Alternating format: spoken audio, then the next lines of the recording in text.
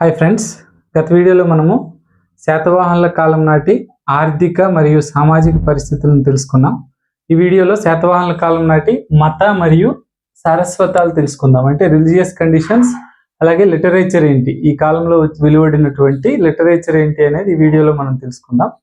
సాధారణంగా శాతవాహనులు బ్రాహ్మణులు తెలిసిన విషయమే.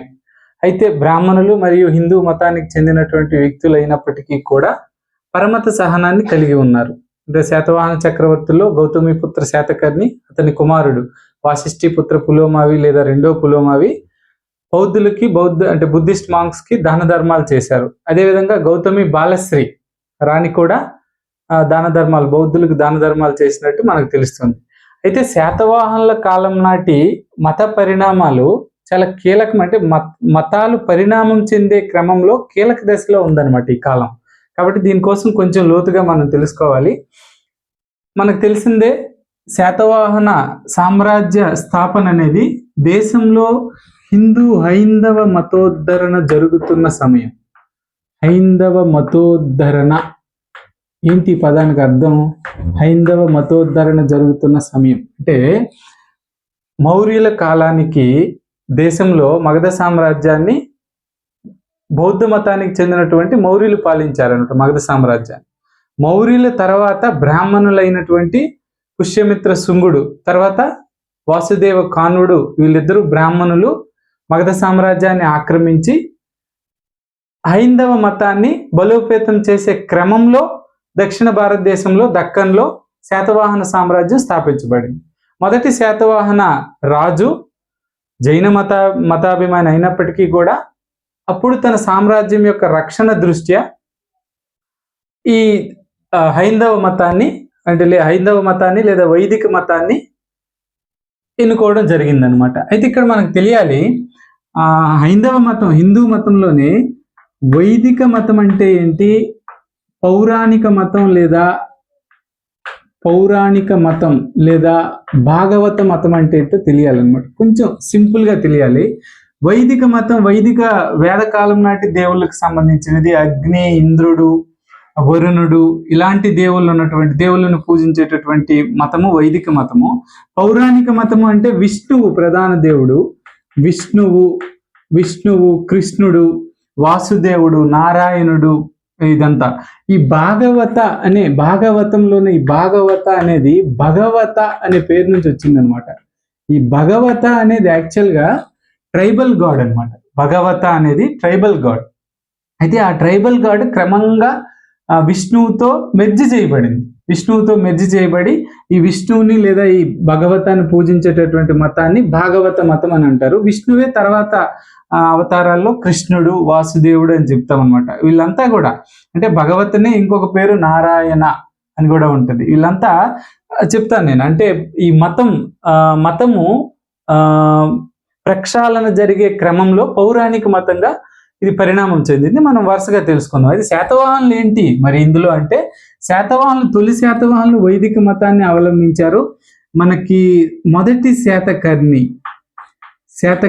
1 మనకి వైదిక మత క్రతుకాండలైనటువంటి మనకి రాజసూయ అశ్వమేధ యాగాలను చేశాడు. అనమాట. అంటే ఈ వైదిక మతము క్రతుకాండలకు ఎక్కువ ఇంపార్టెన్స్ ఇచ్చింది. క్రతుకాండలకి, జంతు బలులకి ఎక్కువ ఇంపార్టెన్స్ ఇచ్చింది. పౌరాణిక మతం ఏంటంటే భక్తికి ఎక్కువ ఇంపార్టెన్స్ ఇచ్చింది. అంటే భక్తికి, ఆగమ విద్యలకి, తర్వాత తీర్థయాత్రలకి, ఇలాంటికి పౌరాణిక మతం ప్రాధాన్యత ఇచ్చింది. అంటే ఒరిజినల్ భక్తి కోసం అనమాట. వైదిక మతం ఏంటంటే క్రతుకాండలకి, జంతు బలులకి ఇది ప్రాధాన్యత ఇచ్చింది అనమాట. అయితే తొలి శాతకర్ణి అంటే మొదటి శాతకర్ణి మాత్రం మనకి నానఘాట్ శాసనం ప్రకారం రాజసూయ అశ్వమేధ యాగాల్ని నిర్వహించాడు. అంటే వైదిక మతాన్ని అవలంబించాడు. క్రమంగా వీరు పౌరాణిక మతానికి ఎలా మారారో మనం చూద్దాం. మొదటి శాతకర్ణి అయితే రాజసూయ అశ్వమేధ యాగాలను నిర్వహించి వైదిక మతాన్ని అవలంబించినట్టు మనకు తెలుస్తుంది. అదేవిధంగా చాలా గోవులని, భూమిని బ్రాహ్మణులకు దానం చేశాడు అనమాట. ఇక ఆమె కూడా అంటే నానఘాట్ శాసనం వేయించిన నాగనిక కూడా నేను యజ్ఞ సుగంధయ అట్లా వర్ణించుకుంది. నేను భర్తతో కలిసి యజ్ఞాన్ని నిర్వహించినటువంటి వ్యక్తిని అని చెప్పుకుందామె.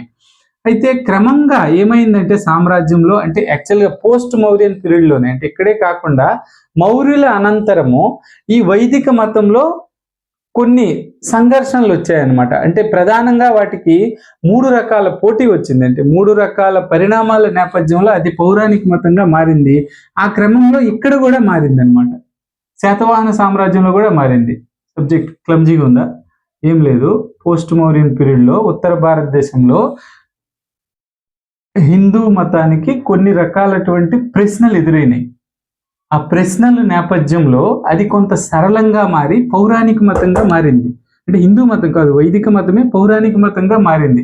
Same as it is Satavahana సామ్రాజ్యంలో కూడా జరిగింది అని నేను చెప్తున్నాను.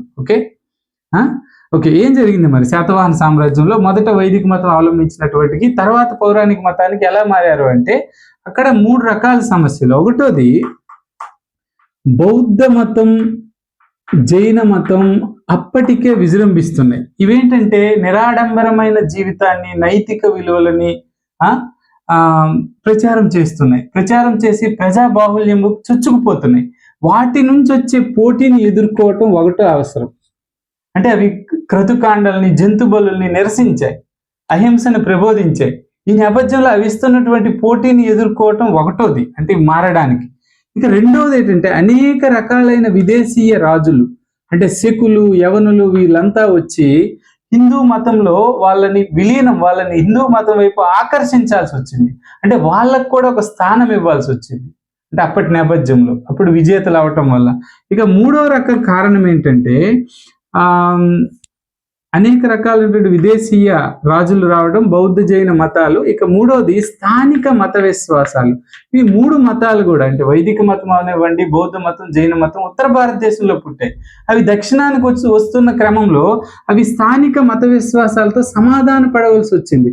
మత విశ్వాసాలు, ఆచారాలు, ఇక్కడుండే కస్టమ్స్కి, ఇక్కడ ఉండేటటువంటి ఈ కల్చర్కి కొంత చోటు ఇవ్వాల్సి వచ్చింది. మనం చెప్తున్నాం కదా, భగవత అనేది ఒక ట్రైబల్ గాడ్ అని, విలీనం చేసుకోవాల్సిన అవసరం వచ్చింది. ఆ నేపథ్యంలో ఇక్కడ కూడా మన ఆంధ్రాలో కూడా శాతకర్ణి 1 తరువాత అంటే హైందవ మతం అనేది వైదిక మతం నుంచి పౌరాణిక మతం లేదా భాగవత మతంగా పరిణామం చెందింది. నానేఘాట్ శాసనంలోనే మనకి వైదిక దేవతలైనటువంటి అగ్ని, వరుణుడు, ఇంద్రుడితో పాటుగా అందులోనే వాసుదేవ ప్రార్థన ఉంది. నానేఘాట్ శాసనంలో వాసుదేవ అంటే కృష్ణుడు కదా, భాగవత మతానికి దేవుడు. వాసుదేవ సంకర్షణ ప్రార్థన ఉంది. సంకర్షణ అంటే విష్ణు అనమాట.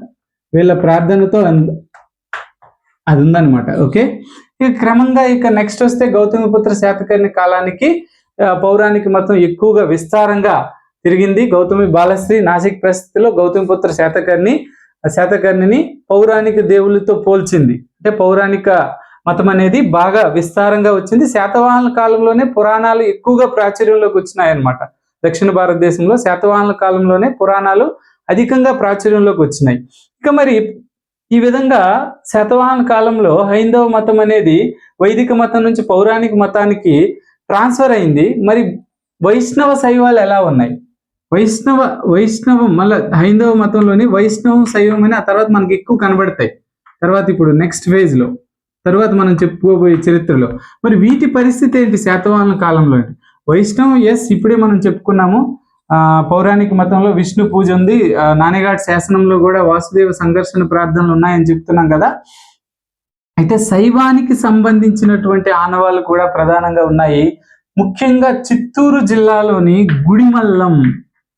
గుడిమల్లం శివలింగము శాతవాహనుల పూజలు అందుకుంది.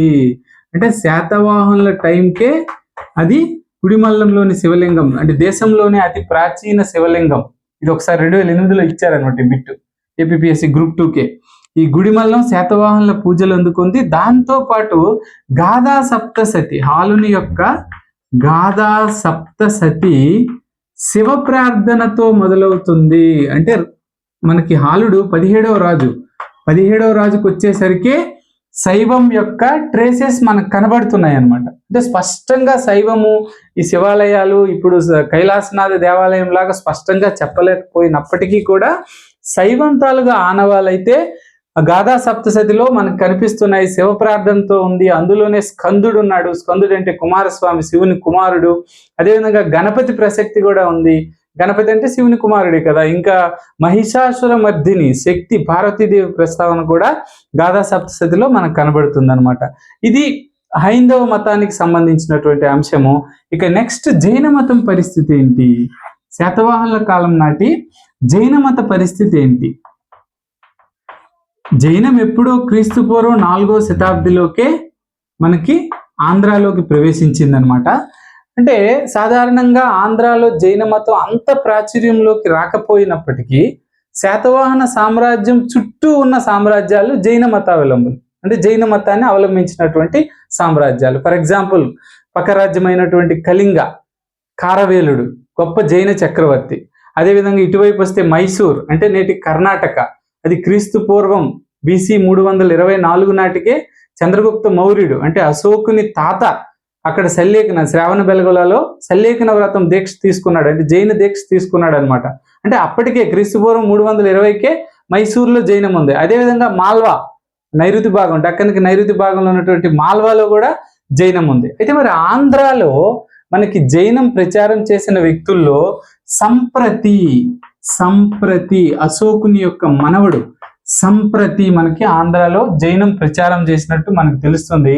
అమరావతి సమీపంలో ఉన్న వడ్డమానుకొండ అనే చోట సంప్రతి విహారం అనే ఒక జైన విహారం ఉంది. అదే చోట మనకి చేదిరాజు లేదా కళింగలో గొప్ప చక్రవర్తి అయినటువంటి కారవేలుడు అదే కొండపైన మహామేఘవాహన విహారం అంటే చేదిరాజులు కారవేలుడు రాజులు ఉన్నారు కదా, అంటే చేది వంశస్థులాలు, వాళ్ళకి మహామేఘవాహనులు అని పేరుంది. ఆ వడ్డమాను కొండపైన ఆయన మహామేఘవాహన విహారం అని నిర్మించాడు అనమాట. ఇక జైనానికి సంబంధించి మనం చాలా వరకు గుర్తుపెట్టుకోవాల్సిన అంశం, ఈ కాలంలో బౌద్ధ మతం ప్రజా బాహుల్యంలోకి చొచ్చుకుపోవడంతో అదొక కారణం అయితే, రెండోది జైన మతంలో ఉన్న దిగంబరత్వం లాంటి కఠినమైన నియమాల కారణంగా జైన మతం కొంత ఇక్కడ తగ్గిపోయినప్పటికీ కూడా ఒక గొప్ప జైన గురువు ఇక్కడ కనబడతాడు. అతని పేరు కొండ కుందాచార్యుడు. ఈయన క్రీస్తు పూర్వం అంటే BC 50 నుండి AD 50 వరకు బతికాడు అనమాట. ఎక్కడ? అనంతపురం జిల్లా కొనకొండలో కొండ కుందాచార్యుడు అనే జైన ఆచార్యుడు ఆశ్రమం నిర్మించుకొని సమయసారం అదేవిధంగా నియమసారం అనేటటువంటి రచనలని ఈయన రచించాడు. ఇవి జైనులకి ప్రామాణికమైనటువంటి గ్రంథాలు అనమాట. సమయసారం, నియమసారం. మనకి ఇది 2023 అనుకుంటా UPSC ప్రిలిమ్స్ లో అడిగాడు, Group 2లో కూడా ఒకసారి అడిగాడు అనమాట, సమయసారం ఎవరు రచించారని. ఈ రెండు కూడా అడిగాడు UPSC ఎగ్జామ్ లో, ప్రిలిమ్స్ లో. ఓకే, అది జైనానికి సంబంధించినటువంటి పరిస్థితి. ఇక బౌద్ధ మత పరిస్థితి ఏంటి? యాక్చువల్గా మనం ముందే చెప్పుకున్నట్టు శాతవాహన రాజులు బౌద్ధ మతాన్ని ఆచరించలేదు. వీళ్ళు బ్రాహ్మణ మతానికి సంబంధించినటువంటి వ్యక్తులు. మరి బౌద్ధ మతాన్ని ఎవరు ఆచరించారు అంటే, ఈ కాలంలో సామాన్య ప్రజానీకం, స్త్రీలు, అంతఃపుర స్త్రీలు కూడా కాదు, సామాన్య ప్రజానీకం, స్త్రీలు, వర్తకులు, చేతి వృత్తుల వారు, వీళ్ళంతా బౌద్ధ మతాన్ని ఆచరించి బౌద్ధ మతానికి దాన ధర్మాలు చేసి ఆ మతం బహుళ ప్రచారం పొందటానికి కారణమయ్యారు శాతవాహనుల కాలంలో. ఓకేనా? మరి బౌద్ధ మత పరిస్థితి ఏంటి అంటే, వాళ్ళు కారణమయ్యారు. సామాన్య జనమే బౌద్ధ మతాన్ని ప్రచారంలోకి తీసుకొచ్చారు ఈ కాలంలో. మరి బౌద్ధ మత పరిస్థితి, బౌద్ధ మతం మనకి 2వ బౌద్ధ సంగీతి నాటికే బౌద్ధ మతంలో థేరవాదులు, మహాసాంఘికవాదులు అని 2 శాఖలుగా విభజించబడ్డారు. వాళ్ళు థేరవాదులు అంటే ఏంటంటే సనాతన బౌద్ధులు, ఆర్థోడాక్స్ అనమాట. బౌద్ధ మతం ముందు ఎలా ఉందో అలానే ఉన్నవారు అనమాట.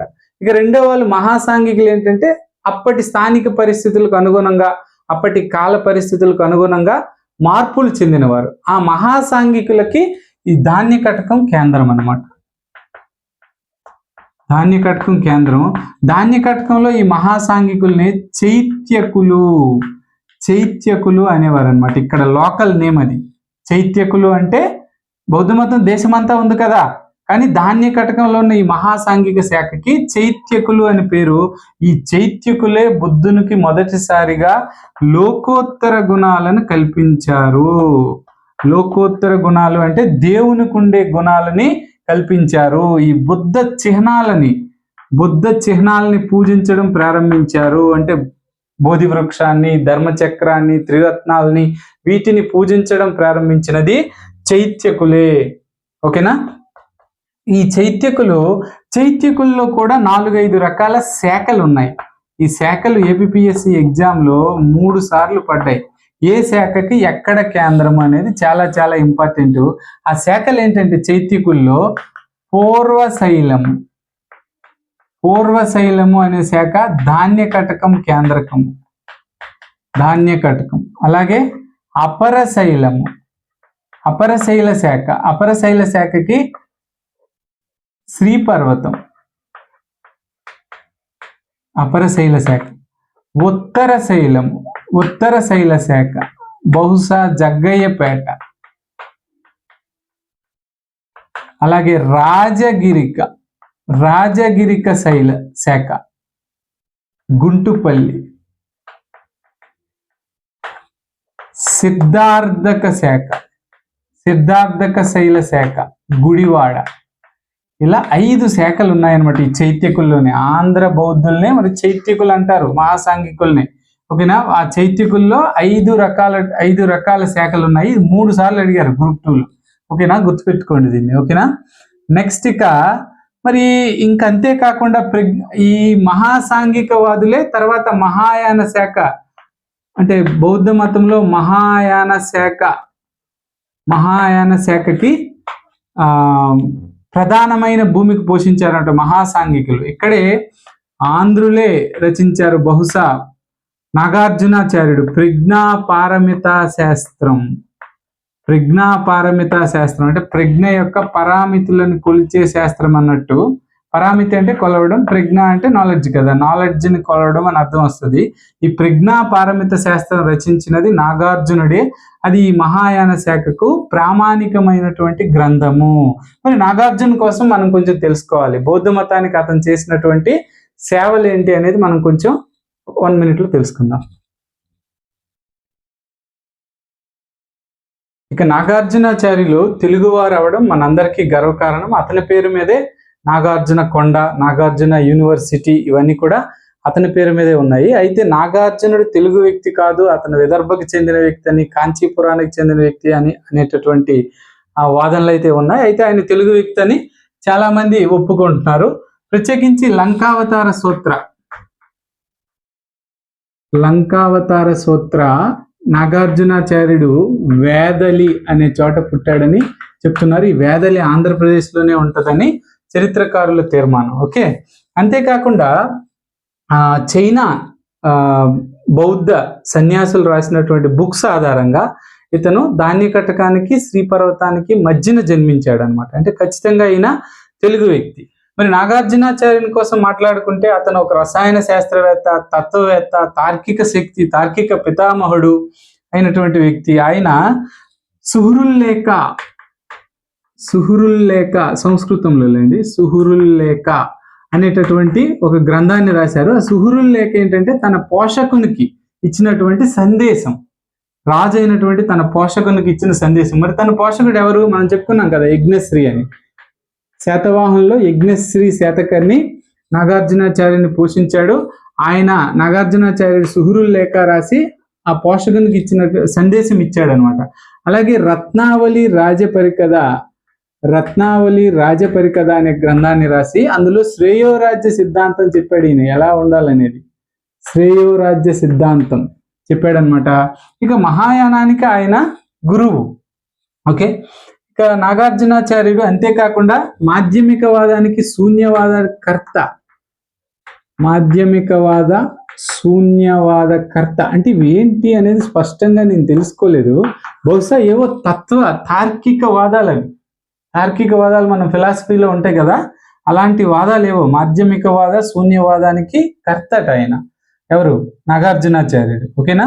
నెక్స్ట్ ఇక నాగార్జునాచార్యుడు మరి కథా సరిత్సాగరం ప్రకారం అయితే నాగార్జునాచార్యుడు ఒక కుట్రకి బలైనట్టు మనకు తెలుస్తుంది. అతని తర్వాత ఆర్యదేవుడు బౌద్ధ మతానికి ఆచార్యుడయ్యాడు. ఆర్యదేవుడు కూడా ఇంకో కుట్రకు బలయ్యాడు. ఇక బిఎస్ఎల్ హనుమంతరావు రాస్తున్నారు, వీళ్ళిద్దరి ప్రాణత్యాగాన్ని ఫలితమో ఏమో తర్వాత బౌద్ధ మతం ఆంధ్రాలో 3 పువ్వులు 6 కాయలుగా వికసించింది అని చెప్తున్నాడు. మరి ఎలా వికసించిందో మనము తెలుసుకుందాం. ఇక సారస్వతాలు అంటే యాక్చువల్గా బౌద్ధ మత చరిత్రలో స్వర్ణయుగం ఆంధ్రాలు అంటే ఇక్ష్వాకుల కాలం. ఓకే, ఇక్ష్వాకుల కాలంలో బౌద్ధ మతం స్వర్ణయుగం అనమాట ఆంధ్రాలో. సో సారస్వతం కోసం తెలుసుకుందాం. లిటరేచర్ మనకి ప్రధానంగా మత పరిస్థితులు, ఇతర కీలకమైన వాణిజ్యం, వీటన్నిటిలాగే గొప్ప లిటరేచర్ ఈ కాలంలో సృష్టించబడింది. చాలా గొప్ప లిటరేచర్ సృష్టించబడింది. సో ఏంటి అది అనుకుంటే మనం ఒకసారి ఆలోచించినట్టయితే, మొదటిగా లిటరేచర్ అంటే సారస్వతం. మామూలుగా విద్యలు ఎలా ఉండేవి ఈ కాలంలో అని మనం ఆలోచిస్తే, మళ్ళీ గురుకులాల్లో నేర్చుకునేవారు, రాజకుమారుడు అంటే ప్రిన్స్ అన్ని రకాల విద్యల్ని నేర్చుకునేవాడు. ఇక ప్రత్యేకించి బౌద్ధ విహారాలు, సంఘారాలు ప్రధాన విశ్వవిద్యాలయాలుగా బౌద్ధ విహారాలు ఈ కాలంలో పనిచేశాయి. ధాన్యకటకం, ప్రత్యేకించి ధాన్యకటకం అదేవిధంగా శ్రీపర్వతంలో పెద్ద విశ్వవిద్యాలయాలు ఉన్నట్లు మనకి టిబెట్ సాహిత్యం వల్ల తెలుస్తుంది. సో ఈ ధాన్యకటకం విశ్వవిద్యాలయాలు నమూనాగానే లాసాలో ఒక విశ్వవిద్యాలయం నిర్మించబడింది అని టిబెట్ రచనల వల్ల, టిబెట్కి సంబంధించిన రచన వల్ల మనకు తెలుస్తుంది అనమాట. ఇక నాగార్జునాచార్యులు ఇంతకు ముందు చెప్పినట్టు కొన్ని రచనలు చేశారు. అయితే ఈ కాలంలో సారస్వతం ప్రధానంగా ఈ కాలం ప్రాకృత భాషా చరిత్రలో స్వర్ణయుగం. ఆంధ్రాలో ప్రాకృత భాషా చరిత్రకి స్వర్ణయుగం శాతవాహన యుగం. ఎందుకంటే ప్రాకృత భాషలో అత్యుత్తమ కవితలు, గ్రంథాలు వెలువడినటువంటి యుగం. ప్రత్యేకించి రాజభాష ప్రాకృత భాష, ఆస్థాన భాష లేదా శాతవాహనుల యొక్క రాజభాష ప్రాకృత భాష. వాళ్ళు ప్రాకృతాన్ని పోషించారు, శాసనాలన్నింటినీ ప్రాకృత భాషలో బ్రహ్మీ లిపిలో వేయించారనమాట. ఓకేనా. ఇక ప్రాకృత భాషలో వెలువడిన గ్రంథాలను చూసుకుంటే, మొదటిగా కవివత్సలుడు అనేక కవులని మరియు కవయిత్రులను కూడా పోషించినటువంటి కవివత్సలుడు అయిన హాలుడు సంకలనం చేసినటువంటి గాథా సప్తసతి చాలా ప్రసిద్ధమైనటువంటి కావ్యంగా మనకు కనబడుతుంది. ఇప్పుడు రాళ్లపల్లి ఆనందకృష్ణ శర్మ వీళ్ళంతా కూడా గాథా సప్తసతిని మూలంగా తీసుకుని అనేక రచనలు తెలుగులో కూడా చేశారు. అనేక భాషల్లో కూడా తర్జుమా చేయబడింది గాథా సప్తసతి. దీనిని హాలుడు సంకలనం చేశాడు. కవులని కవయిత్రులను కూడా పోషించటం వల్ల ఇతనికి కవివత్సలుడు అనే బిరుదు లభించింది. 2008లో పడింది. ఓకేనా. నెక్స్ట్ గాథా సప్తసతి తర్వాత ఇంకొక గొప్ప గ్రంథం బృహత్కథని రచించినది గుణాఢ్యుడు బృహత్కథని పైశాచి ప్రాకృతంలో రచించాను అని చెప్పుకున్నాడు అనమాట. పైశాచి ప్రాకృతం. ఈ బృహత్కథట రామాయణంతో సరిపోయినంత కథ, విమర్శకుల దృష్టిలో రామాయణంతో సరిపోయినంత కథట బృహత్కథ. దీని ఆధారంగా మనకి కథా సరిత్సాగరం రాయబడింది. కథా సరిత్సాగరం బృహత్కథ ఆధారంగా చేసుకుని కథా సరిత్సాగరాన్ని సోమదేవ సూర్య రాశాడు అనమాట, కథా సరిత్సాగరాన్ని. ఓకేనా. ఇంకా చూసుకుంటే అయితే క్రమంగా కుంతల శాతకర్ణి కాలానికి ఈ ప్రాకృత భాషకుండే ప్రాధాన్యత తగ్గి ఆ చోట్లోకి సంస్కృతం చేరింది అనమాట. దేశంలో కూడా ఆ టైంకి సంస్కృతం మెల్లగా అభివృద్ధి చెందుతూ ఉందన్నమాట. మనకి ఇదే కాలంలో కదా శకరుద్రదాముడు గిర్నార్ శాసనం, మొదటి పూర్తి సంస్కృత శాసనం గిర్నార్ శాసనం లేదా జునాగఢ్ శాసనాన్ని వేయించాడు కదా. సంస్కృతం మెల్లగా పైకి వస్తుంది. ఆ నేపథ్యంలో సంఘటన కుంతల శాతకర్ణి ఆస్థానంలో జరిగింది. అది ఒక గొడవ జరిగింది అనమాట. అదేంటంటే సర్వవర్మ గుణాఢ్య వీళ్ళిద్దరికీ జరిగింది, గుణాఢ్యుడికి జరిగింది. శర్వవర్మ దానిలో విజేతగా నిలిచాడు. అంటే ప్రాకృతం మీద సంస్కృత విజయానికి ఇది చిహ్నంగా భావిస్తారనమాట. ఈ శర్వవర్మ విజయాన్ని శర్వవర్మ కాతంత్ర వ్యాకరణం అని రాశాడు అనమాట. కాతంత్ర వ్యాకరణం. ఈ కాతంత్ర వ్యాకరణం సంస్కృత భాష నేర్చుకోవడానికి ఉపయోగపడేటటువంటి ఒక గొప్ప గ్రంథంగా చరిత్రకారులు తెలియజేస్తున్నారు. ఇక శర్వవర్మ కాతంత్ర వ్యాకరణం అయితే, ఇక మరి నాగార్జునాచార్యుడు ఆర్యదేవులు వీళ్ళిద్దరు కూడా సంస్కృతంలోనే గ్రంథాలను రచించారు. ఓకేనా, సంస్కృతంలో గ్రంథాలను రచించారు. ఇక ముందే చెప్పుకున్నాం కదా, సుహృల్లేఖ అనేటటువంటి గ్రంథాన్ని నాగార్జునాచార్యుడు తన పోషకునికి ఇచ్చిన సందేశం అన్నమాట. ఆ సందేశాన్ని ఇత్సింగ్ అనేటటువంటి ఒక చైనా యాత్రికుడు చెప్తాడు. క్రీస్తు శకం 8వ శతాబ్దంలో వచ్చాడు ఆయన. ఈ ఇత్సింగ్ అనే అతను ఏం చెప్తున్నాడంటే, సుహృల్లేఖని ప్రతి విద్యార్థి కంఠస్థం చేస్తున్నారు. ప్రతి విద్యార్థి కూడా సుహృల్లేఖని విహారాల్లో కంఠస్థం చేస్తున్నారు అని ఎవరు చెప్పారు? ఇత్సింగ్ అనేటటువంటి ఒక చైనా యాత్రికుడు చెప్పాడు. అంతేకాకుండా పాహియాన్ ఏం చెప్పాడంటే, పాహియాన్ ఏమో 4వ శతాబ్దంలో వచ్చాడు. అంటే గుప్తుల కాలంలో వచ్చాడు అనమాట ఇండియాకి. పాహియాన్ చైనా యాత్రికుడే. ఈయన ఏం చెప్తున్నాడంటే, శ్రీపర్వతంలో నాగార్జునుడు ఒక గ్రంథాలయాన్ని స్థాపించాడని చెప్తాడు. గ్రంథాలయం. ఓకే, అలా విపరీతమైన సాహిత్యం వచ్చింది. అంతేకాకుండా లీలావతి పరిణయం అని ఒక కుతూహలుడు రాశాడు. ఇది కుతూహలుడు. ఈ లీలావతి పరిణయం ద్వారానే వీళ్ళు ఆంధ్రులు అని మనకు తెలుస్తుంది. అంటే ద్రాక్షారామంలో హాలుని వివాహం జరిగిందనమాట శ్రీలంక రాకుమార్తెతో. అది తెలియజేస్తుంది లీలావతి పరిణయం. ఓకేనా, కుతూహలుడు రాశాడు అది. ఇలాంటి సారస్వతం వస్తుంది. అయితే ఈ రెండూ కాకుండా ఇంకొక ముఖ్యమైన పరిణామం ఉంది వీళ్ళ కాలంలో. ఈ ప్రాకృతము సంస్కృతమే కాకుండా ఒక దేశీ భాష అనే వీళ్ళ కాలంలో ఉంది. దేశీ భాష. ఇప్పుడు గౌతమిపుత్ర శాతకర్ణి వెండి నాణ్యాల్లో ఒకవైపు పేర్లు ప్రాకృతంలో ఉంటే ఇంకొక వైపు దేశీ భాషలో ఉన్నాయి. ఆ దేశీయ భాషే నేటి తెలుగు భాషకి మాతృక. దాని ఆధారంగానే అంటే శాతవాహనుల కాలం నాటికే పరిణామం చెందని తెలుగు యొక్క రూపము కనుగొనబడింది. అంటే తెలుగు వచ్చేసరికి మనకి ఇంచుమించు 670-700 అయింది. కానీ శాతవాహనుల కాలం నాటికి, అంటే క్రీశకం 1వ శతాబ్దం నాటికే తెలుగు యొక్క మాతృక రూపం మనం దేశీ భాషగా శాతవాహనుల వెండి నాణ్యాల్లో చూడొచ్చు. అంతేకాకుండా గాథా సప్తశతిలో అనేక తెలుగు పదాలు ఉన్నాయని విమర్శకులు చెప్తారు. గాథా సప్తశతిలో అద్దం, అత్త, పొట్ట, తుప్ప ఇలాంటి తెలుగు పదాలు ఉన్నట్టు గాథా సప్తశతి ద్వారా మనకి తెలుస్తుంది అనమాట. ఈ విధంగా తెలుగు యొక్క ప్రాచీన రూపం కూడా ఇక్కడ కనుగొనబడింది. ఇది శాతవాహనుల కాలం నాటి మత పరిస్థితులు మరియు సారస్వతాలు. నెక్స్ట్ వీడియోలో మనము వాస్తుశిల్పాల కోసం తెలుసుకుందాం. Thank you very much.